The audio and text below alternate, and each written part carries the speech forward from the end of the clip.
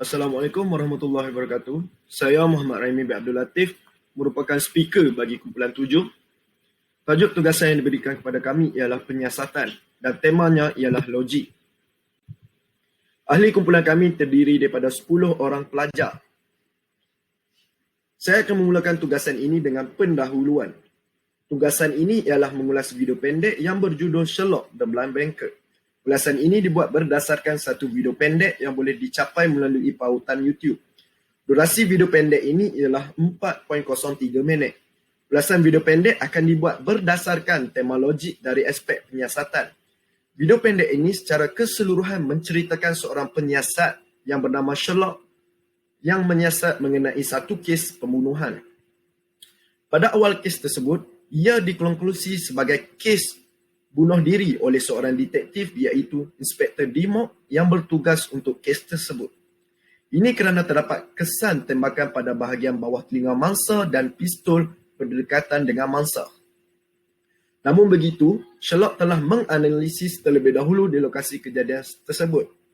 Sebelum Sherlock membuat kesimpulan mengenai kejadian tersebut, beliau telah meneliti sekeliling lokasi mangsa. Sherlock mendapati bahawa bekas tembakan tersebut terletak di sebelah kanan mangsa, walhal mangsa merupakan seorang yang dominannya di sebelah kiri. Tidak mungkin mangsa menembak diri sendiri menggunakan tangan kanan, sedangkan mangsa ialah kidal. Mangsa dibuktikan seorang yang menggunakan tangan sebelah kiri sebagai dominan, iaitu dengan meneliti barang peribadi yang mangsa gunakan. Semua barang tersebut berada pada posisi yang menerangkan mangsa ialah seorang yang kidal. Kaedah pemikiran yang digunakan oleh Sherlock ialah kaedah pemikiran secara logik, di mana beliau menggunakan bukti untuk menjelaskan sesuatu perkara yang tidak jelas pada awalnya. Tambahan pula, Sherlock juga telah menemui satu bukti yang terletak di mulut mangsa. Ini menunjukkan mangsa sedang diancam dan menyembunyikan barang yang diingini oleh pembunuh di mulut mangsa. Justru itu ini membuktikan bahawa mangsa tersebut ialah dibunuh dan kes ini merupakan kes pembunuhan. Ulasan video ini terbagi pada 3 bahagian, iaitu sebelum, semasa dan selepas. Saya akan mulakan pada bahagian sebelum. Berdasarkan sebuah video pendek yang berjudul Sherlock The Blind Banker, terdapat beberapa ulasan yang boleh dibuat berdasarkan tema logik dari aspek penyiasatan. Terdapat beberapa prosedur yang perlu dilakukan sebelum penyiasatan dijalankan melibatkan aspek punca, bagaimana dan sebab kejadian pembunuhan tersebut berlaku. Berdasarkan video pendek tersebut, punca kes ini berlaku berkemungkinan disebabkan ugutan yang diterima oleh mangsa daripada pembunuh. Kejadian pembunuhan ini berlaku dengan cara pembunuh menembak mangsa di bahagian kepala dalam keadaan mangsa dikunci di dalam bilik. Sebab pembunuhan ini berlaku berkemungkinan disebabkan oleh ugutan. Kita teruskan ulasan ini kepada bahagian semasa. Semasa penyiasatan dilakukan, terdapat beberapa perkara yang tidak jelas pada mulanya. Pada awalnya, kes ini masih lagi tidak dapat dikenal pasti sama ada ianya berlaku disebabkan pembunuhan atau kes bunuh diri. Masa mangsa dibunuh juga tidak dapat diketahui. Cara penyiasat tersebut mendapat maklumat berkenaan kes ini juga tidak dapat dikenal pasti. Mangsa terbaring di atas katil dalam posisi menghadap ke arah jendela dalam keadaan mangsa tidak sedarkan diri dan terdapat kesan tembakan pada bahagian kepala mangsa. Setelah beberapa penelitian dilakukan oleh penyiasat tersebut, beliau menyatakan bahawa kes ini bukanlah kes bunuh diri, tetapi ia merupakan kes pembunuhan disebabkan oleh tanda-tanda dan kesan yang telah dikenal pasti.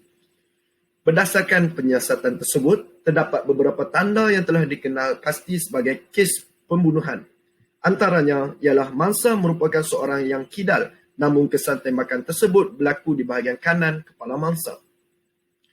Hal ini dapat dijustifikasikan melalui beberapa perkara, iaitu meja kopi berada di sebelah kiri, pemegang cawan juga berada pada kedudukan sebelah kiri, Power socket yang digunakan oleh mangsa pada sebelah kiri, kertas dan pen berada di sebelah kiri.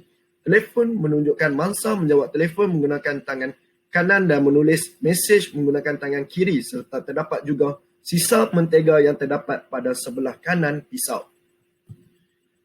Penyiasat menyatakan mana mungkin seorang yang bertangan kidal menembak dirinya sendiri pada bahagian kanan kepala menggunakan pistol. Kaedah pemikiran yang digunakan oleh penyiasat tersebut dalam perkara ini adalah kaedah pemikiran secara logik, iaitu menggunakan bukti dalam menjelaskan sesuatu perkara yang tidak jelas. Penyiasat menjelaskan segala bukti atau fenomena yang wujud di kawasan persekitaran tempat pembunuhan dengan penjelasan yang terbaik dan sekaligus membuktikan bahawa kes ini merupakan kes pembunuhan dan bukannya kes bunuh diri. Kaedah yang digunakan oleh penyiasat tersebut dalam memberi penjelasan yang terbaik dalam kes ini adalah kaedah abduksi. Penyiasat mengaitkan segala bukti yang terdapat di kawasan kejadian dan memberikan penjelasan kepada setiap bukti tersebut dalam menentukan kes ini adalah kes pembunuhan. Kita lanjutkan kepada bahagian selepas. Selepas proses penyiasatan dijalankan, terdapat beberapa aspek yang perlu dikaji dan diteliti. Antaranya ialah mengenai identiti mangsa. Berdasarkan video pendek tersebut, mangsa mungkin ialah seorang pegawai bank ataupun pelabur di sebuah bank. Hal ini disebabkan oleh kenyataan yang dikeluarkan oleh rakan penyiasat tersebut mengenai andaian awal tentang punca kematian mangsa yang mungkin membunuh diri disebabkan oleh kerugian wang dalam jumlah yang besar. Aspek seterusnya yang perlu dikaji dan diteliti ialah mengenai kenalan mangsa. Berdasarkan video pendek tersebut, tiada sebarang maklumat mengenai kenalan mangsa sebelum, semasa dan selepas kejadian pembunuhan itu berlaku. Aspek yang seterusnya yang perlu diteliti adalah masalah yang dihadapi oleh mangsa. Berdasarkan video pendek tersebut, masalah yang mungkin dihadapi oleh mangsa berkemungkinan disebabkan oleh ugutan yang diterima dari pembunuh ataupun masalah kewangan yang melibatkan mangsa dengan pembunuh. Kaedah yang digunakan dalam mengkaji dan meneliti aspek-aspek ini ialah kaedah pemikiran secara heuristik. Penyiasat menggunakan kaedah ini dalam cubaan menerka keadaan atau situasi yang mempunyai permasalahan tertentu. Kaedah ini juga dikenal pasti sebagai kaedah trial and error dalam melihat keputusan yang bakal dicapai melalui percubaan tersebut. Kita sudah sampai di bahagian akhir, iaitu penutup. Konklusinya, kita sebagai manusia yang mempunyai aras fikiran yang tinggi, yakni mempunyai akal yang cerdik, kita sewajarnya melakukan siasatan atau kajian tertentu bagi menjamin kesahihan sesuatu perkara. Malahan, kita juga mampu memikirkan sesuatu perkara dengan logiknya menerusi penghayatan epistemologi yang membawa maksud ilmu akal. Sumbangan itu, segala kebenaran pasti terungkait akan minda dan akal yang cakna menerusi penyiasatan yang terbaik melalui pemajmukan kebenarannya. Secara logik, oleh itu kita dapat menjamin kebenaran dengan terbaik. Sekian saja daripada saya. Terima kasih.